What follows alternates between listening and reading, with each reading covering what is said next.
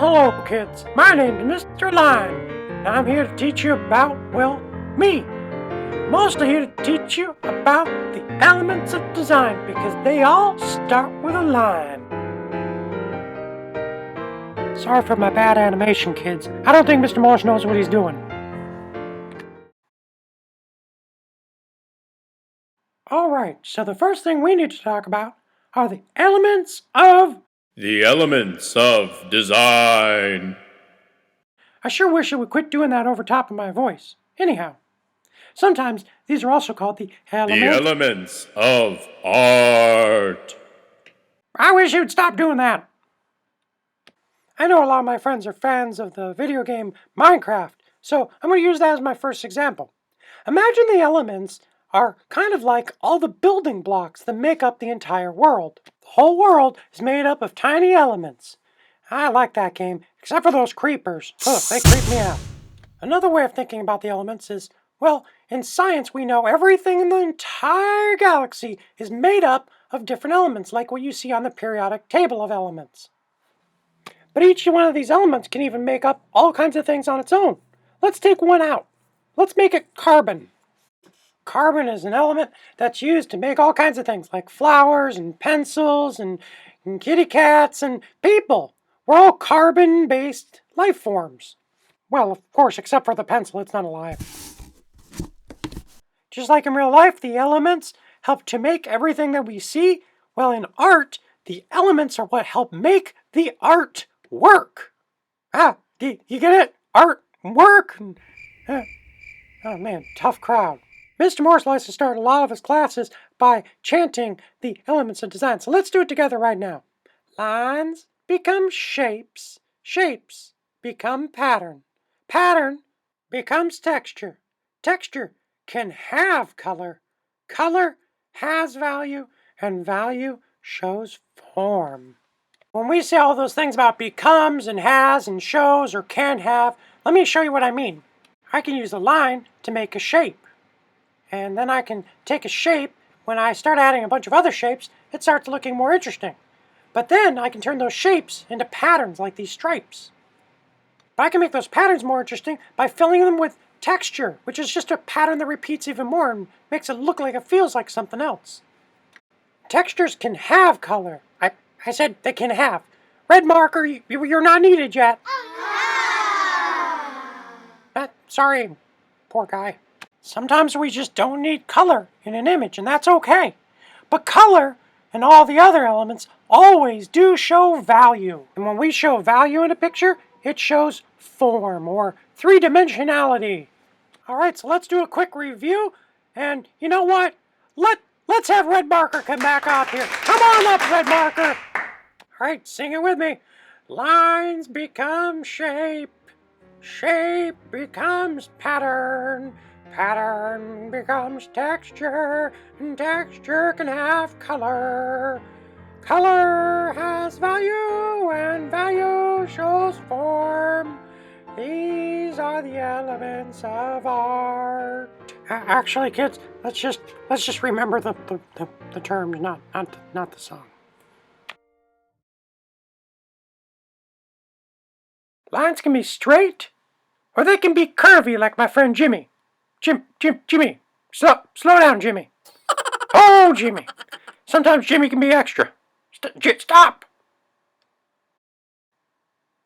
Sometimes lines can be short, or they can be very long. Some are thick, others are thin. A line that gets thin and thick and thin and thick, or sometimes light and dark, it's called variable pressure. And, well, a line that breaks apart as it's going, that's called intermittent line. So we can't forget lines that are light and lines that are dark.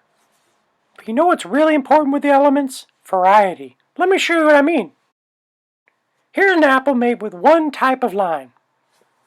Now here's a second apple with variable pressure. Look at how much more dynamic that second apple is from the first. You see, different kinds of lines can give you different kinds of pictures. And it's important to show a variety of lines. It's like with people. When we work alone, we can do a nice job, but when we work with other people, we can do something truly amazing. Oh man, here comes Jimmy again. Jimmy! Stop, Jimmy! Bet Bob Ross didn't have to put up with this.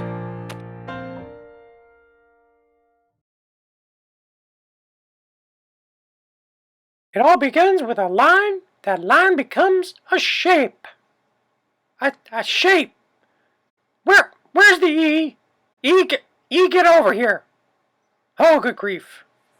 When shapes have a name or they're in math, you call those geometric shapes.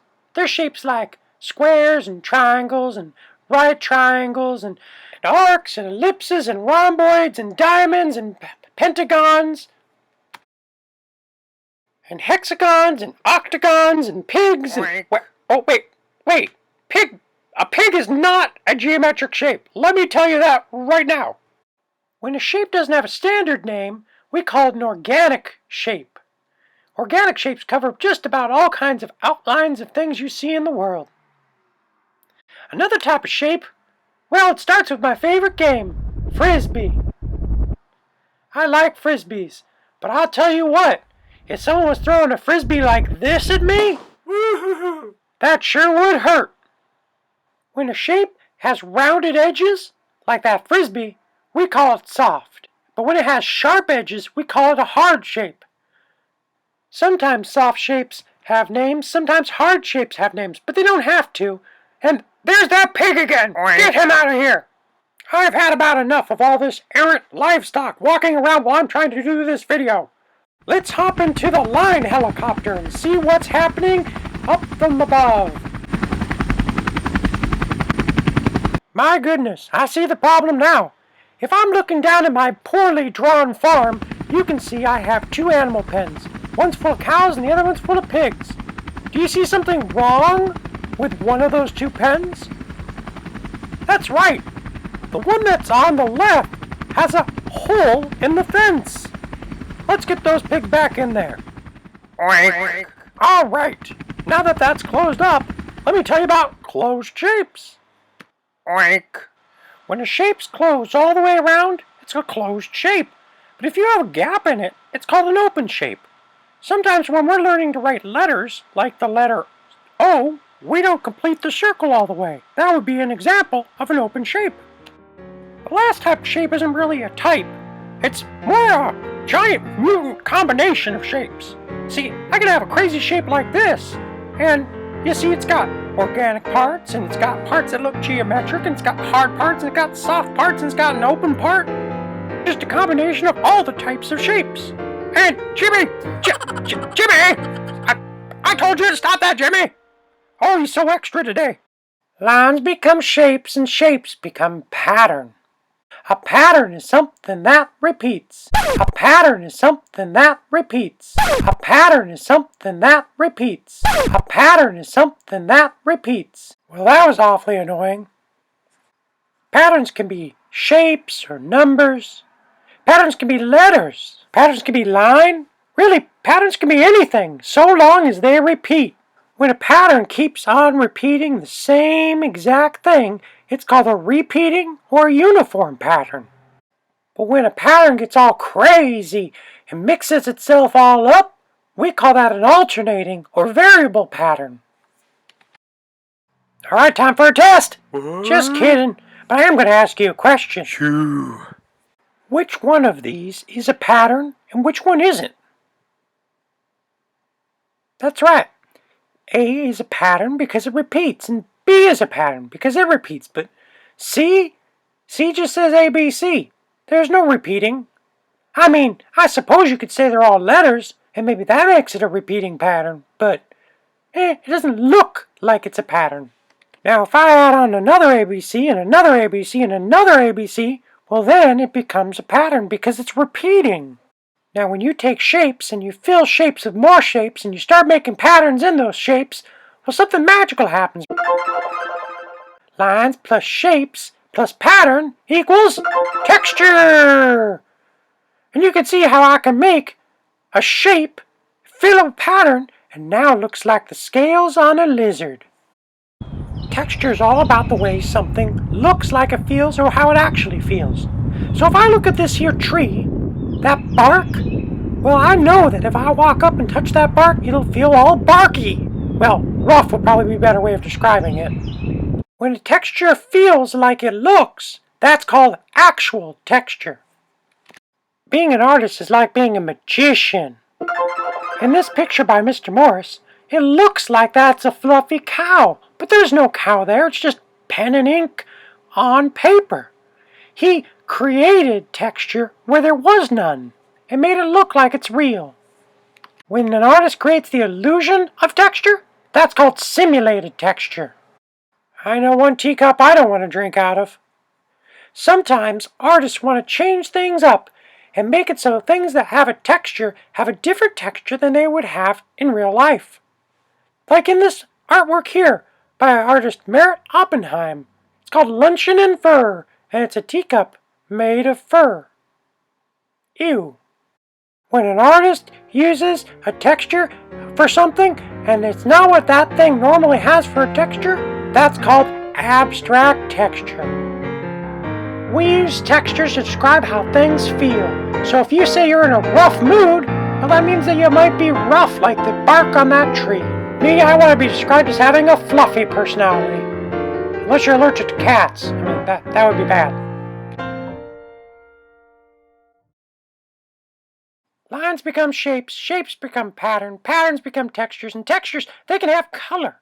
Now there's a lot to cover with color. In fact, there's a whole video on it. So I'm going to put that video on, but I'm going to put it on fast forward. You just pay really close attention so you get all that information.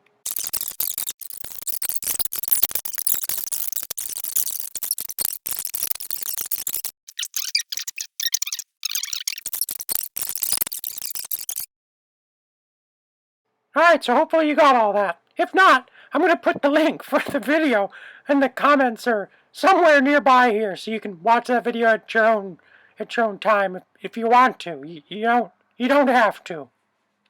Now there's a separate video for value also, so we're not going to spend a lot of time on it, but let me just show you what I mean when I say that color has value.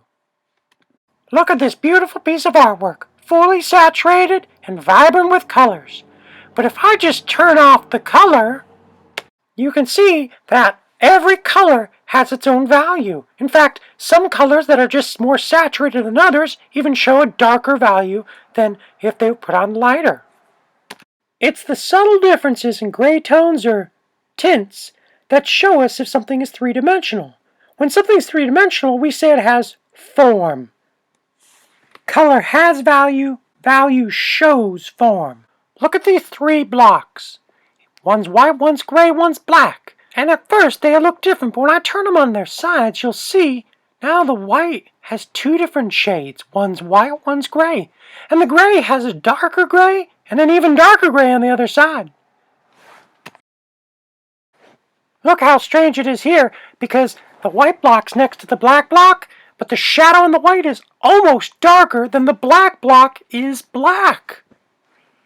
Everything we see is in lots and lots of variety of value.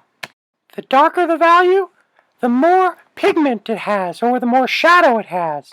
So think of it like you're drawing.